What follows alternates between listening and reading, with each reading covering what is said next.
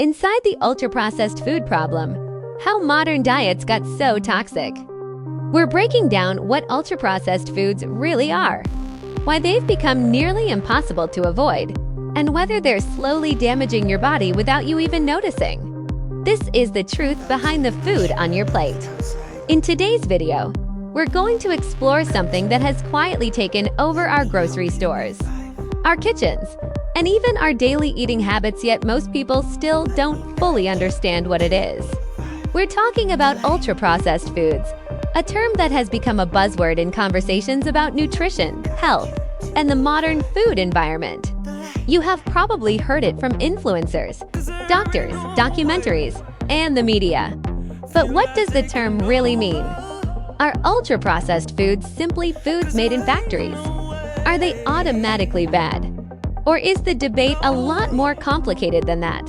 By the end of this video, you'll have a much clearer understanding of what ultra-processed foods are, how they are defined, why they dominate our diets, how they affect physical and mental health, and what you can realistically do to make healthier choices that work for your lifestyle. To begin, we need to break down the term ultra-processed foods because it often gets tossed around without a clear explanation. The phrase comes from the NOVA classification system, which separates foods into 4 categories based on how heavily they are processed. Foods that fall into the ultra-processed category typically undergo several industrial-level transformations, meaning they're not just chopped, cooked, or frozen.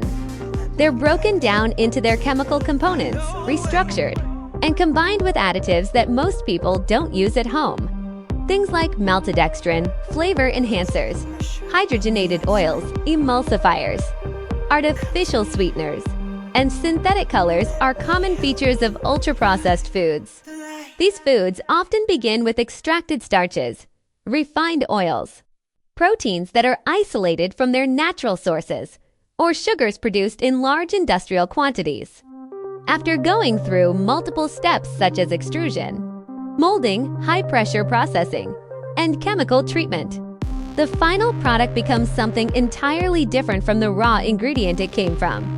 It's not just bread, it's industrial bread. It's not just a snack, it's engineered to be hyper-palatable. It's not just a meal, it's a product designed to be convenient, long-lasting, and irresistibly tasty. Ultra-processed foods didn't become popular by accident. Their dominance is the result of a perfect storm of economics, marketing, technology, and lifestyle changes. As lives become busier, people have less time and energy to cook. Food companies saw an opportunity: create products that require almost no preparation, taste consistently good, last a long time without refrigeration, and cost far less to produce than fresh ingredients. Ultra-processed foods didn't become popular by accident. Their dominance is the result of a perfect storm of economics, marketing, technology, and lifestyle changes. As lives become busier, people have less time and energy to cook. Food companies saw an opportunity: create products that require almost no preparation, taste consistently good, last a long time without refrigeration, and cost far less to produce than fresh ingredients. These products are also extremely profitable because they use cheap raw material starches, oils, syrups combined with inexpensive flavorings and additives.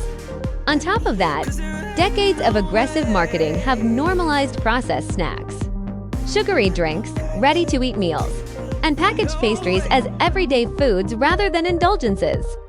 Another reason they're everywhere is accessibility. In many parts of the world, ultra-processed foods are simply easier to find than fresh produce. People with limited time, limited cooking skills, and limited budgets naturally gravitate toward them. The more people eat them, the more companies produce them, creating a cycle that is hard to break. One of the biggest reasons ultra-processed foods are hard to avoid is their design. They're engineered to hit the perfect combination of sweet, salty, fatty, and crunchy sensations that trigger our brain's reward centers more intensely than whole foods can. Scientists in food companies spend decades studying how humans respond to specific textures, aromas, and flavor combinations. For example, The bliss point is a concept describing the ideal balance of sugar, fat, and salt that maximizes pleasure without causing taste fatigue. Similarly, vanishing caloric density is a technique used in snacks like chips or puffs that dissolve quickly in your mouth, making your brain think you didn't consume many calories, prompting you to eat more. These foods are also designed to require minimal chewing, which bypasses natural satiety signals. Add to that the bright colors, attractive packaging, and emotional associations built through advertising, and you get foods that are unbelievably difficult to resist. This isn't a lack of willpower, it's by design. Some ultra-processed foods provide vitamins, minerals, fiber, or protein that people might not otherwise get from their diets. In some regions, these foods are essential for preventing malnutrition. So the conversation isn't as simple as all ultra-processed foods are bad. The real issue is the pattern of consumption.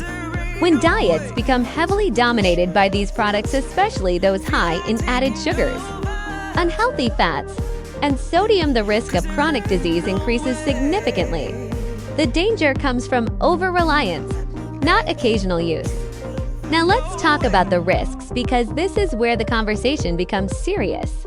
Large-scale studies from various countries consistently show that diets high in ultra-processed foods are linked to higher risks of obesity, type 2 diabetes, heart disease, stroke, hypertension, depression, and even certain cancers.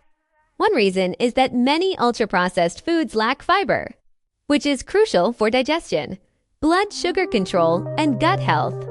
Without fiber, glucose spikes faster and stays elevated longer, increasing the risk of metabolic issues.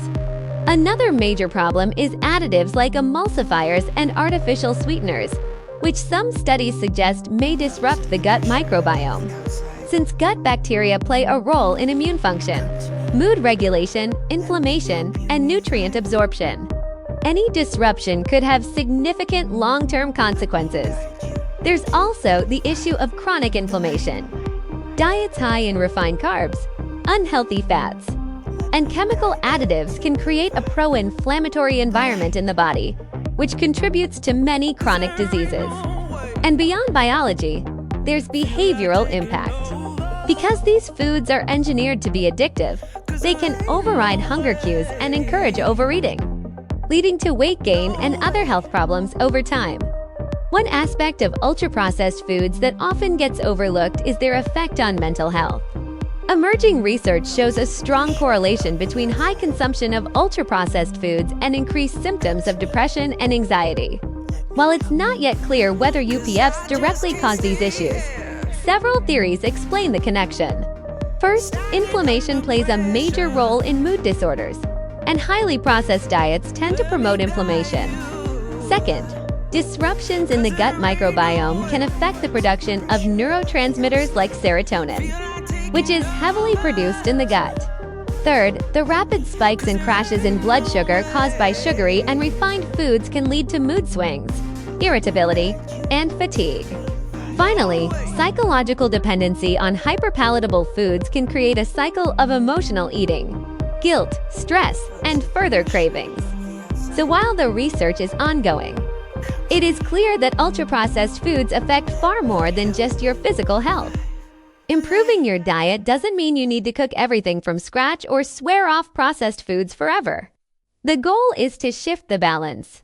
Start by adding more whole foods, fresh fruits, vegetables, legumes, nuts, whole grains, and minimally processed proteins. Replace sugary drinks with water or unsweetened alternatives. Choose snacks with fewer ingredients. Try cooking simple meals a few times a week. When buying packaged foods, look for products with short ingredient lists that include items you recognize. Slowly, these small changes will build better habits. The key is progress, not perfection. Ultra-processed foods are not going away. They are deeply embedded in global food systems and will continue to exist because they're profitable, convenient, and appealing. But understanding how they work, how they affect your health, and how to make smarter choices gives you power. The goal isn't fear, it's awareness. When you know what's in your food, you can take control of your diet instead of letting convenience and marketing decide for you. Thank you so much for watching. If you found this video helpful, don't forget to like, comment, and subscribe for more science-based health content. And let me know in the comments, what ultra-processed food do you find the hardest to give up?